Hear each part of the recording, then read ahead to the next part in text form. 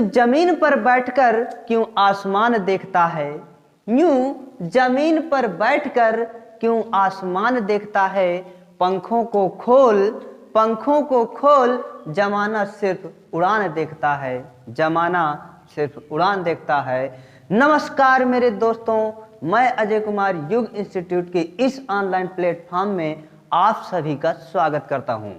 दोस्तों, हमने पिछली क्लास में पढ़ा था कि समास क्या होता है, समास के भेद कितने होते हैं और समास के अंग कितने होते हैं। आज उसी से आगे हम देखेंगे कि समास के भेद के अंतर्गत हमने अव्ययी भाव समास और तत्पुरुष समास को हमने अध्ययन कर लिया था।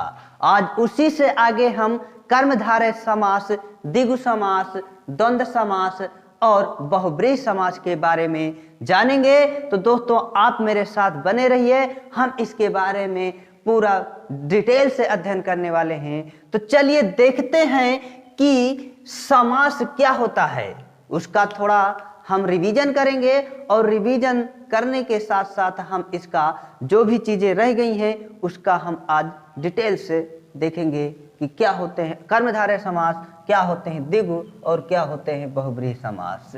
देखिए, अगर हम समास की बात करें तो समास क्या होता है, एक संक्षेप या संक्षिप्तीकरण की प्रक्रिया होती है जिसमें हम दो या दो से अधिक पदों को जोड़ करके एक समस्त पद बनाते हैं, जिसे हम समस्त पद या समासिक पद कहते हैं। और इस संपूर्ण प्रक्रिया को हम कह देते हैं क्या, समास। समास के अंगों की बात करें तो इसके 3 अंग होते हैं, जिसमें पद, समस्त पद और समास विग्रह। पद 2 प्रकार के हो जाते हैं, एक होते हैं पूर्व पद और दूसरा हो जाता है उत्तर पद। और इन दोनों पदों से मिलकर के जो एक नया सार्थक शब्द बनता है उससे हम क्या कह देते हैं, समस्त पद। और समस्त पद को जब हम कारक चिन्हों के साथ प्रस्तुत करते हैं या कारक चिन्हों के साथ संबंध बनाते हुए लिखते हैं तो ये हो जाता है समास विग्रह। समास के जब भेद की बात करें तो समास के भेद हम अगर प्रधानता के आधार पर लें, पद प्रधानता के आधार पर लेते हैं तो पद प्रधानता के आधार पर समास 4 प्रकार के हो जाते हैं। और जब हम साधारणता पूछे कि समास कितने भेद होते हैं, समास के कितने भेद होते हैं, तो यहाँ समास के 6 भेद माने जाते हैं, जिनमें से हमने पढ़ लिया था अव्ययी भाव समास पढ़ लिया था। और अव्ययी भाव समास में हमने देखा था कि इसका पूर्व पद प्रधान होता है और जो समस्त पद इसका बनता है वो अव्यय होता है, यानी क्रिया विशेषण के काम करता है।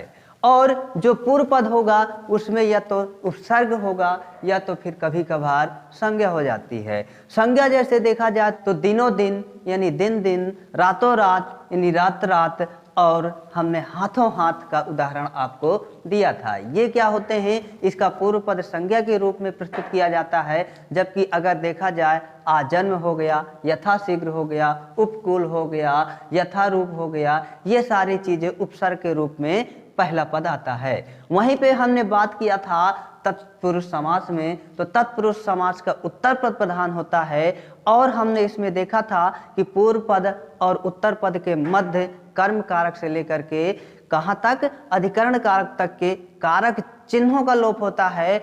और हमने इसमें देखा था कि इन्हीं कारक चिन्हों के आधार पर तत्पुरुष समास के 6 भेद हो जाते हैं।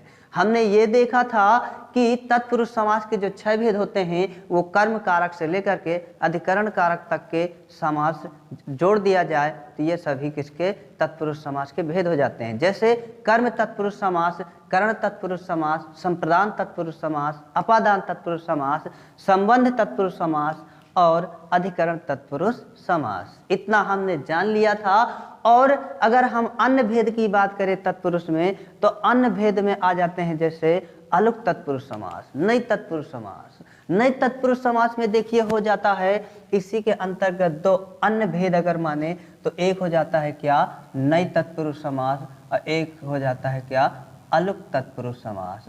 नई तत्पुरुष में जिसमें प्रथम पद एक अ अथवा अन उपसर्ग के साथ आपको मिले तो वहां पे नई तत्पुरुष समास हो जाता है। और अन अथवा आ, जैसे एग्जाम्पल में हम देखें तो जैसे अजन्मा और अनुपयुक्त, असमर्थ अनुपस्थित, ये अयोग्य, ये सारे शब्द जिनमें अ अथवा अन उपसर्ग लगा हो वे शब्द क्या हो जाते हैं, तत्पुरुष समास के उदाहरण हो जाते हैं। और अलग तत्पुरुष समास में जिस समास के पूर्व और उत्तर पद के मध्य में अथवा पर कारक चिन्ह आ जाए तो वो अलग तत्पुरुष समास के अंतर्गत आ जाता है। जैसे कवि पुंगव यानी कवियों में श्रेष्ठ, है ना, इस प्रकार से जो उदाहरण आएंगे वो आ जाते हैं आपके अलग तत्पुरुष समास। तो चलिए अब बात करते हैं हम कर्मधारय समास की। क्या है कर्मधारय समास और इसका कौन सा पद प्रधान होगा और दोनों पदों के मध्य किस प्रकार का संबंध होगा। तो चलिए जानते हैं, जब बात आती है इसका कौन सा पद प्रधान होता है तो इसका उत्तर पद प्रधान हो जाता है। और दोनों पदों के मध्य विशेषण विशेष अथवा उपमेय उपमान का संबंध स्थापित होता है। अब ये विशेषण विशेष क्या होता है, तो विशेषण विशेष में देखो दो प्रकार के शब्द होंगे, जिसमें एक दूसरे शब्द की विशेषता बताएगी और जिसके बारे में जो विशेषता बताई जाएगी वो हो जाता है विशेषण। जैसे मैं एग्जाम्पल में लेता हूं ये नीलाकंठ, ठीक है, हमने एग्जाम्पल में लिया नीलाकंठ, तो नीला है कंठ, जो यहाँ पे विशेषण विशेष संबंध स्थापित हुआ है। कैसे, यहाँ पे हो जाता है नीलाकंठ। अब देखिए नीलाकंठ, तो ये नीला हो गया विशेषण, कंठ हो गया विशेष। क्यों, जिसकी विशेषता बताई जाए वो विशेष होता है और जो विशेषता बताई जाए वो विशेषण होता है। तो देखिए यहाँ पे किसकी विशेषता बताई जा रही है, विशेषता बताई जा रही है इस कंठ की। और क्या विशेषता बताई जा रही है, तो विशेषता बताई जा रही है कि वह कंठ नीला है, यानी कंठ क्या है, नीला है। कंठ कैसा है, नीला है। तो जो कैसा का उत्तर आया कि उसकी विशेषता हो जाती है नीला, तो नीला यहाँ पे विशेषण हो जाएगा और कंठ यहाँ पे हो जाता है विशेष। इस प्रकार हमने देखा कि विशेषण विशेष संबंध स्थापित होता है कर्मधारय के पूर्व और उत्तर पद में। अब देखते हैं अगला उदाहरण कि नीलोत्पल। नीलोत्पल, नीला है उत्पल जो, अर्थात नीला है कमल जो। उत्पल में होता है कमल, यहाँ पे कमल हो जाता है विशेष और नीला शब्द हो जाता है विशेषण। हमने देखा कि विशेषण विशेष का संबंध स्थापित हुआ, अतः यहाँ पे क्या हो गया, कर्मधारय समास हो गया। अब देखते हैं हम अगला उदाहरण महाकवि। महाकवि, महान है कवि जो। देखो एक चीज, जब भी हम कर्मधारय समास का विग्रह करते हैं तो इसमें अंत में जो शब्द आता है जो है, जो ये शब्द, जैसे यहाँ पे देखा महान कवि, महाकवि, महान है कवि जो, कवि जो, महान है कवि जो। और कभी कभी आ जाता है के समान, ठीक है, महान कवि के समान। जैसे हमने ले लिया चंद्रदीप, चंद्रमा के समान दीप। तो यहाँ पे जो शब्द जब आ जाए या के समान आ जाए या सदृश आ जाए, इस प्रकार से हम समास विग्रह करते हैं किसका, कर्मधारय समास का। अब इसका अगले ही उदाहरण है महाकवि। तो महान है कवि जो, क्या हो जाएगा, महान है कवि जो, ये हो जाएगा कर्मधारय समास के इस उदाहरण का समास विग्रह। अगर हम इसके पदों की बात करें तो इसके पद हो जाते हैं महान और कवि। महाधन कवि, दोनों पद मिला करके बनता है महाकवि, जिसका समास विग्रह हो जाता है महान है जो कवि। ठीक है, अब यहाँ पे महा शब्द हो जाता है विशेषण, कवि शब्द हो जाता है विशेष और विशेषण विशेष का संबंध स्थापित हुआ, अतः क्या हो गया, कर्मधारय समास। श्याम सुंदर, श्याम है जो सुंदर, श्याम है जो सुंदर, यहाँ पे विशेषण विशेष का संबंध स्थापित हुआ, अतः कह सकते हैं कि कर्मधारय समास है। मृग नयन। अब देखिए बात करते हैं उपमेय उपमान संबंध की, कि उपमेय उपमान क्या होता है, तो ठीक विशेषण विशेष की तरह ही यहाँ होता है। यानी एक की तुलना किससे की जा रही है, किसी चीज की तुलना जिससे की जा रही है वो हो जाता है आपका उपमेय, और जिससे की जा रही है वो हो जाता है आपका उपमान। देखिए एक चीज और समझिए कि उपमेय उपमान क्या होता है, तो इसमें उपमेय की तुलना उपमान से की जाती है, यानी जिसकी तुलना की जाती है वो हो जाता है उपमेय और जिससे की जाती है वो हो जाता है आपका उपमान। यानी कह सकते हैं उपमेय की तुलना उपमान से। ठीक है, इसको एग्जाम्पल की मदद से समझते हैं। जैसे मृगनयन, हमने उदाहरण क्या लिया, मृगनयन। अब इस मृगनयन में देखिए किसकी तुलना किससे की जा रही है, किसकी तुलना किससे की जा रही है, तो मृगनयन यानी जो आंखें हैं हमारी किसके समान है, मृग के समान है, यानी हमारे आंखों की तुलना की जा रही है। अतः यहाँ पे कह सकते हैं कि ये उपमेय हो जाएगा और मृग शब्द जो हो जाता है वो हो जाता है आपका उपमान। मृग यहाँ पे हो जाता है उपमान और नयन हो जाता है आपका उपमेय। इस प्रकार से अगला उदाहरण देखेंगे, कम्बग्रीव, यानी कम्बग्रीव ऐसा गर्दन, ऐसी गर्दन जो किसके समान हो, कछुए के समान हो। यानी यहाँ पे किससे किसकी तुलना की जा रही है, तो यहाँ पे तुलना की जा रही उस गर्दन की, किससे तुलना की जा रही है, कम्ब यानी कछुए के गर्दन से, यानी ऐसी गर्दन जो कछुए के समान हो। तो यहाँ पे जो ग्रीव हो जाएगा बेटा वो हो जाएगा आपका उपमेय और कम्ब हो जाएगा आपका क्या, उपमान। यानी उपमेय की तुलना उपमान से अगर कर दी जाए तो वहां पे उपमेय उपमान संबंध होता है। और इस प्रकार से हमने देखा कि मृगनयन, कम्बग्रीव, दीपचंद, नरसिंह ये सारे उदाहरण हो जाते हैं कर्मधारय समास के। आपको उपमेय उपमान समझ में आया, यानी जिसकी तुलना की जाए वो उपमेय है और जिससे की जाए वो हो जाता है आपका उपमान। यहाँ पे देखिए दीपचंद्र, यानी ऐसा दीपक जो चंद्रमा के समान हो। तो यहाँ पे किसकी तुलना किससे की जा रही है, यानी एक दीपक की तुलना चंद्रमा से की जा रही है। अतः कह सकते हैं कि दीपक यहाँ पे उपमेय हो जाएगा और चंद्रमा यहाँ पे क्या हो जाएगा, उपमान हो जाएगा। जैसे मैं कह दूं मैं तुम्हारे समान सुंदर हूँ, मैं तुम सा सुंदर हूँ, तो मैं हो जाऊंगा यहाँ पे क्या, उपमेय, और तुम हो जाओगे क्या, उपमान, क्योंकि मेरी तुलना की जा रही है आपसे। ठीक है, वो प्रभु राम जैसा मर्यादा पुरुषोत्तम है, प्रभु राम जैसा उदार है। तो यहाँ पे वह शब्द हो जाएगा क्या, उपमेय, और प्रभु राम हो जाएंगे क्या, उपमान, क्योंकि प्रभु राम से तुलना की जा रही है और जिससे तुलना की जा रही हो वो उपमान होता है और जिसकी तुलना की जा रही हो वो उपमेय होता है। इस प्रकार से कर्मधारय समास के एग्जाम्पल्स में उपमेय उपमान संबंध होता है और विशेषण विशेष संबंध होते हैं। अब इसका कौन सा पद विशेषण होगा और कौन सा पद विशेष होगा, ये कोई भी हो सकता है। कभी कभी पूर्व पद विशेष हो जाता है, उत्तर पद विशेषण हो जाता है, और कभी कभी इसका पूर्व पद विशेष हो जाता है और उत्तर पद क्या हो जाता है, विशेषण हो जाता है। यानी कोई भी पद कभी भी आगे पीछे हो सकते हैं, हमें देखना है कि उनमें विशेषण विशेष या उपमेय उपमेय संबंध स्थापित होना चाहिए।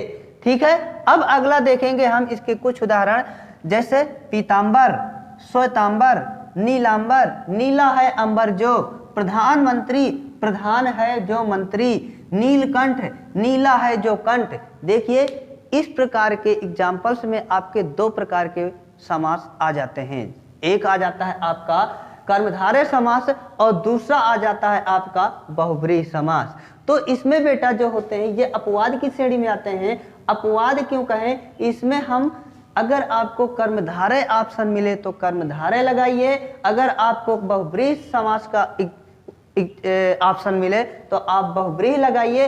अगर कहीं दोनों आ जाएं, क्या अगर दोनों ऑप्शन एक साथ रखे हों तो हम वहां पे प्राथमिकता देते हैं किसको, बहुब्रीहि समास को। कह दिया जाए कि पीतांबर में समास है, पीतांबर में समास है, कर्मधारय समास, बहुब्रीहि समास, द्वंद्व समास या द्विगु समास, तो हम यहाँ पे प्राथमिकता देंगे बहुब्रीहि समास का। अगर ये अलग अलग आते हैं तो हम या तो कर्मधारय में मानेंगे या फिर बहुब्रीहि मानेंगे। ठीक है दोस्तों, अब हम देखेंगे द्विगु समास। अगला प्रकार है द्विगु समास। क्या होता है द्विगु समास, तो द्विगु का मतलब होता है संख्यावाची, यानी दो बैलों का समूह या दो गायों का समूह, यानी एक प्रकार से समाहार का भाव उपस्थित हो तो वहां पे हो जाता है द्विगु समास। इसका कौन सा पद प्रधान होता है? तो इसका उत्तर पद प्रधान होता है। देखिए, इसका उत्तर पद प्रधान होता है और प्रथम पद क्या होता है? संख्यावाची विशेषण हो जाता है। तो प्रथम पद जो संख्यावाची विशेषण होगा उसमें कभी त्रि शब्द लग के आएगा, कभी द्वि शब्द लग के आएगा, कभी पंच शब्द लग के आएगा। इस प्रकार से संख्या का बोध होगा किसमें? पूर्व पद में, और वो विशेषण का काम होगा। यानी हमने देखा था जब किसी संज्ञा शब्द के पहले कोई संख्या शब्द लग जाए तो जो संख्या होती है वो विशेषण का काम करने लगती है। अतः कह सकते हैं कि यहाँ पे जो पहले पद होंगे सारे संख्यावाची विशेषण होंगे। एग्जाम्पल हम देखते हैं। एग्जाम्पल में त्रिभुवन, त्रिकाल, पंचवटी, अठन्नी, चौराहा, त्रिदेव, इस प्रकार से हमने देखा कि सभी का पूर्व पद संख्यावाची विशेषण है और द्वितीय पद क्या है? संज्ञा के रूप में आया है। अतः कह सकते हैं कि यहाँ द्विगु समास है। और इन प्रकार के उदाहरण में जब हम समास विग्रह करते हैं तो समाहार का बोध उपस्थित होता है, समाहार का बोध निकल कर आता है। जैसे त्रिभुवन, तीन भुवनों का समूह, जैसे त्रिकाल, तीन काल, और पंचवटी, पांच वटों का समूह, और अठन्नी, अठन्नी का मतलब क्या हो जाता है? आठ आना, यानी आठ आनों का समूह। इस प्रकार से अठन्नी, चवन्नी, ये क्या हो जाते हैं? आपके द्विगु समास के अंतर्गत आते। चौराहा, चार राहों का समूह, चार राह, चार राहों का समूह। इस प्रकार से इसके उदाहरण हो जाते हैं त्रिदेव, चौराहा, त्रिभुवन, त्रिकाल, पंचवटी। ये सारी चीजें आ जाती हैं किसके अंतर्गत? द्विगु समास के अंतर्गत। पंचभुज, चतुर्भुज, ये सारे एग्जाम्पल आ जाते हैं किसके? द्विगु समास के अंतर्गत। अब देखिए इसके कुछ अपवाद हैं। अपवाद कौन से हैं बेटा? तो अपवाद हो जाते हैं इसके पंचगंगम और द्वियमुनम। क्या हो जाते हैं? पंचगंगम और द्वियमुनम। क्या होते हैं ये? जब भी किसी नदी के आगे संख्यावाची विशेषण आ जाए तो वो किसके उदाहरण हो जाते हैं? वो अव्ययी भाव समास के उदाहरण हो जाते हैं। किसके उदाहरण हो जाते हैं बेटा? वो हो जाते हैं आपके अव्ययी भाव समास के अंतर्गत वो अपवाद हो जाते हैं। यानी यहाँ पे संख्यावाची विशेषण तो लगा हुआ है लेकिन अपवाद के रूप में वो आ जाते हैं आपके अव्ययी भाव समास में, वो द्विगु समास के अंतर्गत नहीं माने जाते हैं। ये अपवाद के रूप में है। हालांकि हिंदी में नहीं, ये सारी चीजें संस्कृत में आती हैं, फिर भी हमें जान लेना अति आवश्यक है। ठीक है दोस्तों, अब हम चलेंगे अगले प्रकार की ओर जो कि है द्वंद्व समास। क्या होता है द्वंद्व समास? इसका कौन सा पद प्रधान होता है? तो इसका दोनों पद प्रधान होते हैं। क्या? यानी द्वंद्व समास के दोनों पद प्रधान होते हैं। इसका पूर्व पद और उत्तर पद दोनों एक प्रकार से एक दूसरे के इक्वल होते हैं या एक दूसरे के अपोजिट होते हैं, एक दूसरे के विलोम होते हैं। अतः ये बराबर की श्रेणी में द्वंद्व करते हैं और दोनों अपने आप को कहते हैं कि मैं प्रधान हूँ, हम दोनों प्रधान हैं। अतः कह सकते हैं कि इसके दोनों पद क्या होते हैं? प्रधान होते हैं। और जो दोनों पद होंगे वो परस्पर विलोम होंगे एक दूसरे के, या फिर क्या होंगे? विलोम जैसे होंगे। मैं ये नहीं कह रहा हूं कि वो हमेशा विलोम होंगे, लेकिन विलोम जैसे होंगे। चलिए उदाहरण के माध्यम से समझते हैं। अब देखिए उदाहरण के माध्यम से समझेंगे तो उससे पहले जान लेते हैं कि द्वंद्व समास के तीन प्रकार होते हैं। कितने प्रकार होते हैं? तीन प्रकार होते हैं। पहला हो जाता है इतरेतर द्वंद्व, दूसरा हो जाता है वैकल्पिक द्वंद्व और तीसरा हो जाता है समाहार द्वंद्व। चलिए जानते हैं पहले इतरेतर द्वंद्व क्या होता है। तो जब इतरेतर द्वंद्व की बात करते हैं तो ऐसा द्वंद्व समास यानी वो समास जिसमें दोनों पद प्रधान हो और वो एक ही समय में एक ही जगह उपस्थित हो सके, है ना। जैसे एग्जाम्पल देखो, राम लक्ष्मण, ठीक है, राम लक्ष्मण। अब जब हम समास विग्रह करेंगे तो क्या हो जाएगा? राम और लक्ष्मण। और अगला भाई बहन, माता पिता, भाई और बहन, माता पिता, माता और पिता। यानी वे दोनों पद, वे दोनों शब्द जो एक ही समय एक ही स्थान पर उपस्थित हो सके, वे सारे आ जाते हैं इतरेतर द्वंद्व के अंतर्गत। जब भी हम द्वंद्व समास का समास विग्रह करते हैं तो उन दोनों के मध्य या तो या शब्द आएगा या अथवा शब्द आएगा या फिर क्या आएगा, और शब्द आएगा। इन्हें और अथवा या के रूप में दोनों पदों के मध्य लगा करके समास विग्रह करते हैं दोस्तों। ठीक है, अब देखते हैं दोस्तों, हमने इसको समझ लिया कि राम लक्ष्मण भाई बहन, क्या राम और लक्ष्मण एक ही समय में एक ही स्थान पर नहीं रह सकते? रह सकते हैं। अतः कह सकते हैं ये किसका उदाहरण हो जाता है? इतरेतर द्वंद्व का हो जाता है। अब भाई बहन, क्या भाई बहन एक ही समय में एक ही स्थान पर उपस्थित नहीं हो सकते? हो सकते हैं। यानी बहन भी एक ही जगह पर हो सकती है, भाई भी एक जगह पर हो सकते हैं और एक ही समय पर दोनों हो सकते हैं। वो हालांकि अलग बात है कि लड़ाई झगड़ा हो जाए, भाई बहन को मार दे, बहन भाई को मार दे, एक एक चांटा वो बाल खींच के नोच दे, तो दोनों अलग अलग हो जाएं, हम नहीं आएंगे भाई के सामने। लेकिन भाई बहन में प्यार होता है और वो एक jगह पे एक ही स्थान पर रह सकते हैं और रहते भी हैं घर में। भाई बहन का प्यार बहुत अच्छा होता है ना, भाई बहन का अटूट प्रेम होता है। ठीक है, और देखो अब देखो भाई बहन माता पिता, यानी एक ही स्थान पर एक समय में रहने वाले अगर दो व्यक्ति और एक दूसरे के अपोजिट जैसे हों, योजक चिन्ह के रूप में हों, तो वहां पे आपका आ जाता है क्या? द्वंद्व समास। ठीक है दोस्तों, अब देखते हैं इसके अगले प्रकार को। अगला प्रकार क्या है? वैकल्पिक द्वंद्व। अब वैकल्पिक द्वंद्व यानी विकल्प, विकल्प में हम क्या करते हैं? या तो ये या तो ये। विकल्प यही तो होता है ना कि हमने एक आपको प्रश्न दे दिया और आपको विकल्प दे दिए। अब विकल्प में क्या होता है? या तो ये सही होगा या तो ये सही होगा, या तो ये सही होगा तो ये सही होगा। उसी प्रकार से यहाँ जो भी योजक चिन्ह के रूप में आएंगे द्वंद्व समास में हमेशा युग्म के रूप में शब्द आते हैं, और युग्म के रूप में या तो वो विलोम शब्द के रूप में होंगे दोनों, या तो फिर विलोम जैसे होंगे। जैसे राम लक्ष्मण, अब राम लक्ष्मण में एक दूसरे के विलोम नहीं है। राम लक्ष्मण, कभी कभी आपने देखा कि अगर पूछ लिया जाए कि राम का विलोम क्या है, तो कह देते हैं सीता है ना। कह दिया जाता है भाई का विलोम क्या है, तो यहाँ पे भाई बहन ये तो हो जाते हैं एक दूसरे के विलोम। माता पिता ये तो हो जाते हैं एक दूसरे के विलोम, यानी पूर्ण रूप से विलोम है। लेकिन राम लक्ष्मण एक दूसरे के विलोम नहीं है, परंतु ये क्या है? विलोम जैसे हैं। ठीक है दोस्तों, तो अब देखते हैं वैकल्पिक द्वंद्व। वैकल्पिक द्वंद्व क्या होते हैं, यानी ये किस प्रकार का द्वंद्व होता है? तो ऐसे द्वंद्व समास के उदाहरण या ऐसे समास जिनमें दोनों पद के शब्द, ठीक है, सॉरी, दोनों पद एक ही समय में उपस्थित ना हो सके। कब? एक ही समय में एक ही जगह में उपस्थित ना रह सके, या तो फिर वो पहला पद हो तो दूसरा पद नहीं होगा, अगर दूसरा पद हो तो पहला पद नहीं होगा। जैसे उदाहरण हम देखते हैं दिन रात, क्या दिन और रात दोनों एक ही समय में एक ही जगह में रह सकते हैं? क्या? कतई नहीं रह सकते। या तो फिर वो दिन ही होगा तो रात नहीं होगी, अगर वो रात होगा तो दिन नहीं होगी। ठीक है, अगर रात होगी तो दिन नहीं होगा, अगर दिन होगा तो रात नहीं होगी। अतः कह सकते हैं कि ये किसके अंतर्गत आ जाएगा? वैकल्पिक द्वंद्व के अंतर्गत। इसका अगला उदाहरण है सुख दुख।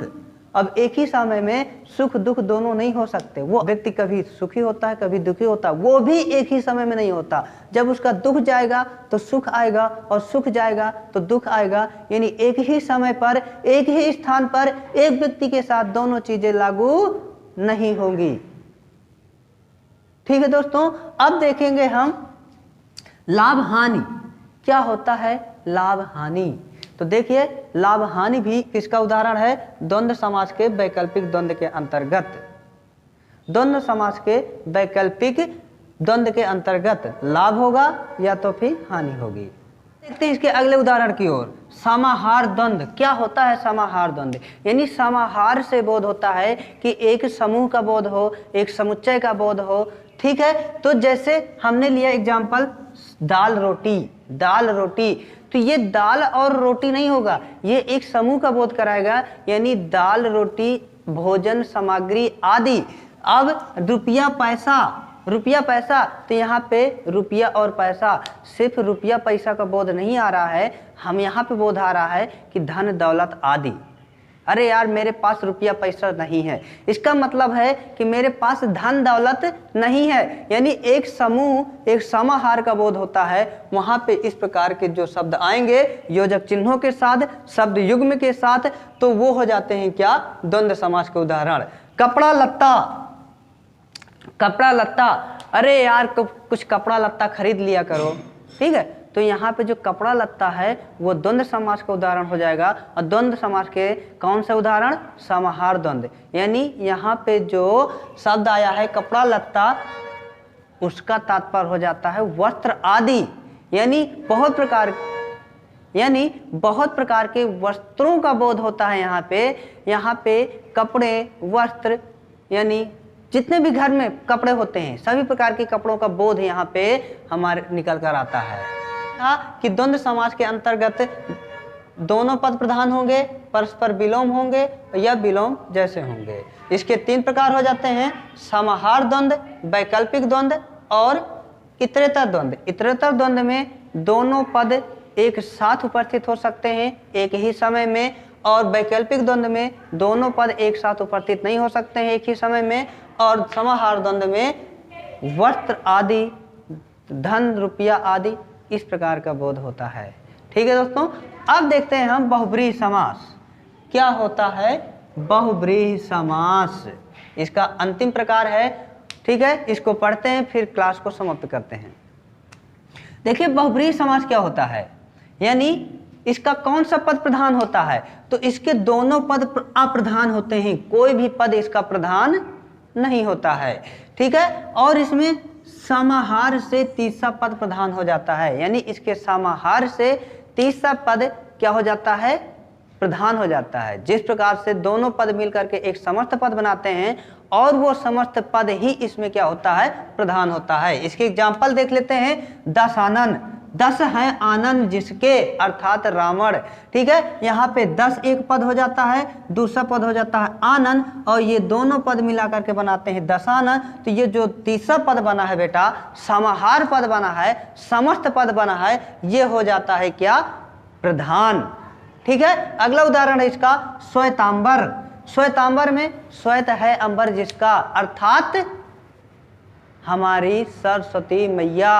तो सरस्वती मैया, यहाँ पे श्वेत धन अंबर, ना तो श्वेत प्रधान है ना तो अंबर प्रधान है, बल्कि प्रधान कौन है, श्वेतांबर, जो दोनों के मिश्र रूप से बना है, दोनों के सम्मिलित रूप में बना है। ठीक है दोस्तों, इसके उदाहरण और हैं लंबोदर, प्रधानमंत्री, वीणापाणी, हलधर, चक्रपाणी, त्रिनेत्र, चतुर्भुज, पंचभुज। ये सारे किसके उदाहरण हो जाते हैं, बहुब्रीहि समास के अंतर्गत। तो दोस्तों आज हमने समास के सभी प्रकार पढ़ लिए, जिसमें से हमने अव्ययीभाव समास और तत्पुरुष समास पहले पढ़ लिया था, और आज हमने पढ़ा कर्मधारय समास, द्विगु समास, द्वंद्व समास, बहुब्रीहि समास। इस प्रकार से समास खत्म होता है और जल्द ही हम पुनः आपसे मिलेंगे। तो आज की क्लास यहीं पे खत्म करते हैं और जल्द ही मिलेंगे हम आपसे अगली क्लास में। तब तक के लिए मैं आपसे विदा चाहूँगा। आप हंसते रहो, मुस्कुराते रहो, खुश रहो और बने रहो युग इंस्टीट्यूट ऑफ एजुकेशन के साथ। ओके दोस्तों, धन्यवाद, थैंक यू, जय हिंद, जय भारत।